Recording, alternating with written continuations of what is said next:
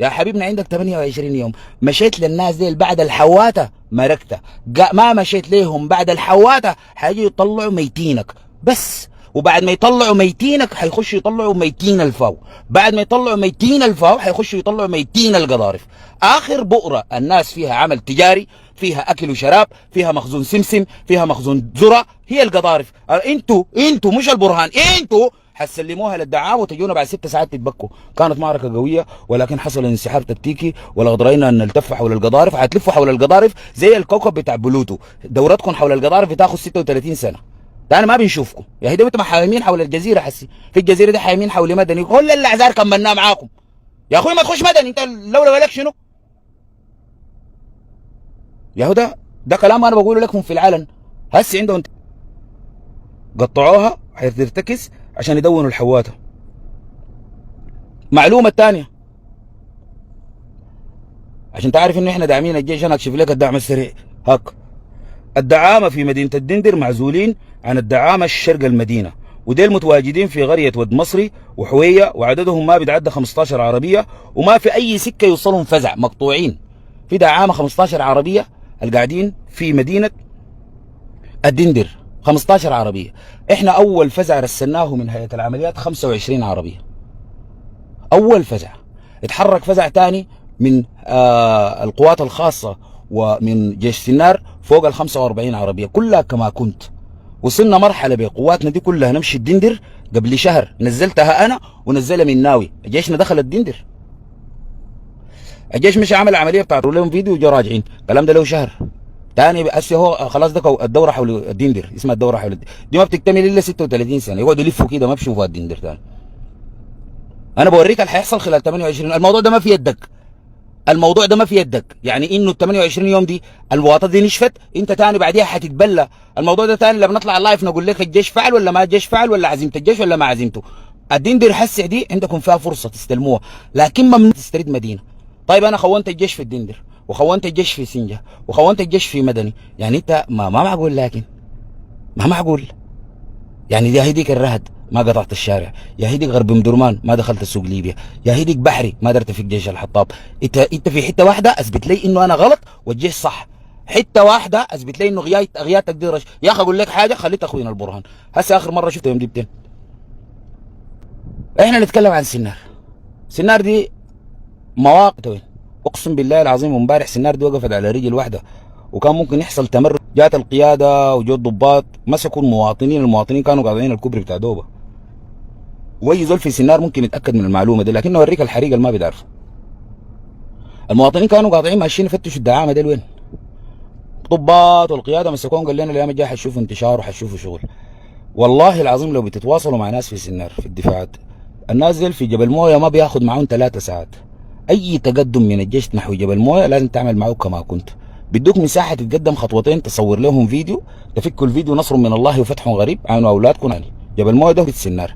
ليه انت ما مشيت تسترد جبل مويه؟ لا ما حتسترده، ما حتسترده. ما تقول لي الجيش وما الجيش، ما حتسترده. ممنوع انه الجيش يسترد جبل مويه، ما بتقدر، لا تستطيع. غيروا الربيع، غيرنا الربيع، جايبوا واحد من اولاد الجيش اللي هو عبد المنعم، وده زول مشهود له. عبد المنعم ما حيحرر جبل مويه، لو سكتنا خليناه وما بيحرروا، ما بيقدر براوي يحرروا. احنا في لازم نكسره. النازل عندهم احنا على سنار معروفه وبالشاف، ممنوع ترد عليها. الكلام ده بيعرفوه ناس الجيش، بيعرفوا شغل الشبكه ناس سنار. امبارح انتم ما جابوكم الضباط قعدوكم مع اهلكم ونسوانكم، حنكوكم. لا احنا حننتشر، لا حنمشي، لا حنشوفوا الشغل. فهذا كلام فاضي ساي.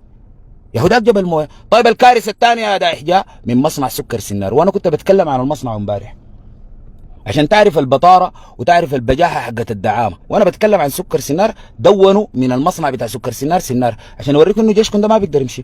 وجه مصنع سكر سنار شنو؟ ما ترسلوا مستحيل، لا ما بتعملها، ممنوع، هذا ممنوع. انا داير تفسر لك سكر سنار. اتفضل شيلوا جيشكم اللي في سنار ده كله، شيلوه، امشوا المصنع. ليه بيمنع شنو؟ ادينا اي حاجه بتمنع، لانه انت ما عندك القدره تخش، ولو خشيت ما عندك القدره تدافع، ولا انت قيادتك دارك تدافع ولا تستلم حاجه. ممنوع تستلم، ممنوع. ده الاتفاق، دي الهدنه الخفيه، الهدنه اللي حسي انت بتعقدها مع الدعامه. هي دي الهدنه واضحه انه في الخريف ده احنا ملزمين انه الجيش ما يتحرك. انتوا عاملين هدنه مع الدعم السريع، والدعم السريع ما ملتزم بها وانتوا ملتزمين بها. انتوا بتفتشوا في الاعذار والكلام الواهي. ما خشيت جبل مويه غلبتكم، خلوا. ما خشيتوا مصنع سكر سنار ليه؟ يجي يقول لك انت بتنتقد الجيش وبتخونه، ما مشيت سكر سنار ليه؟ المواطنين اللي في سنار ديل قاعدين مع جيشهم ما مرقوا. مستحيل. انت بتين دار تعمل الحاجه ده، اسكت لك لبتين. انا انت دار اسكت لبتين. انا الخايف منه شنو؟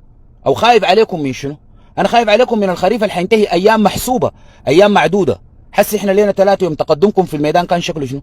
والله مشينا وصلنا لحد ما تصل لحد سلمتني حته الشغل الاستراتيجي المدروس. انا امشي احرر سكر سنار، بوقف لحدي انا ما اصل المتحركات بتاعتي ماشيه القضارف وماشيه مدني.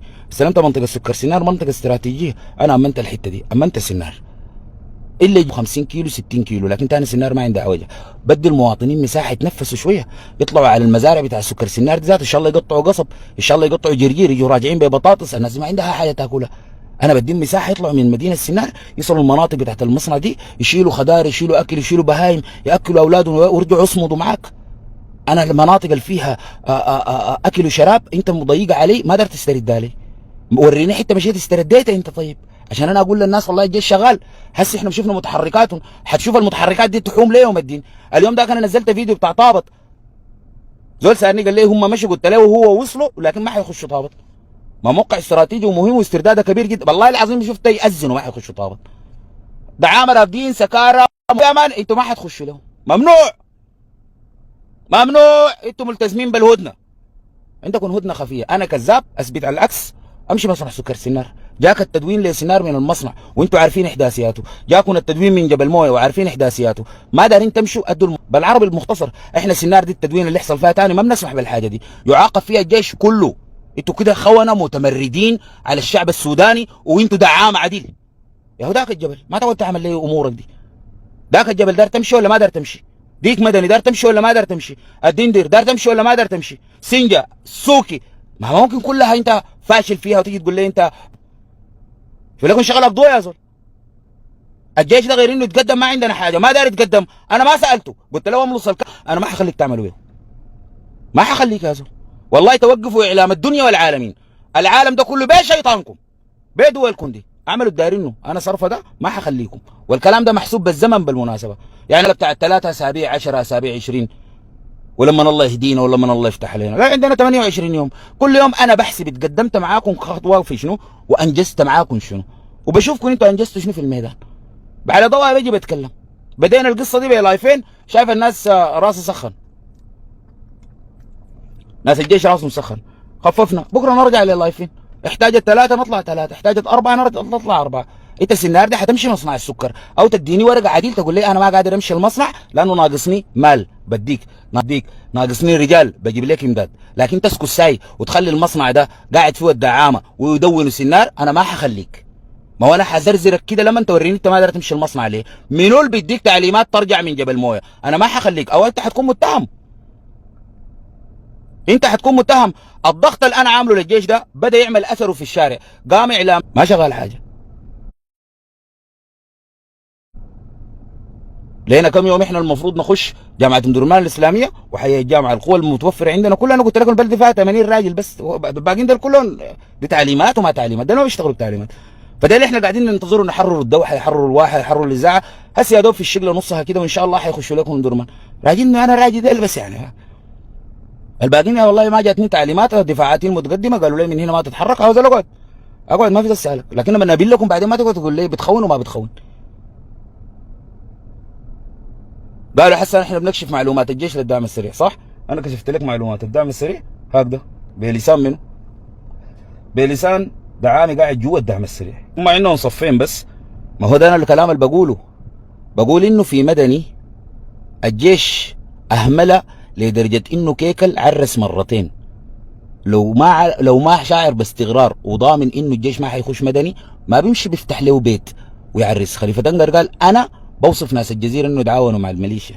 هو ما قطع الكلام، ما هو ده هدفه، انه يكذب يطلعني انه انا بخون داير يخلق لي مشكله مع الجزيره. الله ده ما عزيز في السماء، اسمع الغسم ده وما غسم سفها. اقسم بالله العظيم وجلال الله وعزه المعبود، الجزيره ده ما يحررها زول في الدنيا دي الا الانصرافي. ما العربي ده نجد. ويوم اللي جاي اطلع لكم في الايام الجايه تدق لكم غسم اقول لكم بتخشوا مدني بكره، حتخشوها. ما انا بعاين، بس انتوا في يدكم سووا دعامه وجيش. لكن انا لما اجي ادق لك غسم في الايام الجايه دي، الجزيره دي ما يحررها الا الانصراف. وانا ما قاعد اتلفت له ولا قاعد اكتف يديني، لا لا، الامور ماشيه، بتشوفوا بيان بالعمل بعدين الا تطيروا. ده كلام اللي بقوله عن الجزيره، انه الجيش خلى كيكل يشعر باستقرار لدرجه انه عرس مرتين، وكيكل شعر باستقرار لدرجه انه مش وزعوا سماد وقروش على كلام على الدين نقد وتقدم، والكلب ده ذاته وزعوها للمزارعين. داير يزرع، داير يزرع معناه شنو؟ شاعر باستقرار ضامن انه الجيش ما جايو. ده كلام اللي بقول فيه يمشي يحرفه. انت قال كده بترمي صرفه يا حمار. هسه الليله طالعين مواكب القحاته في مدني يدعو للسلام، لانه امبارح انا قلت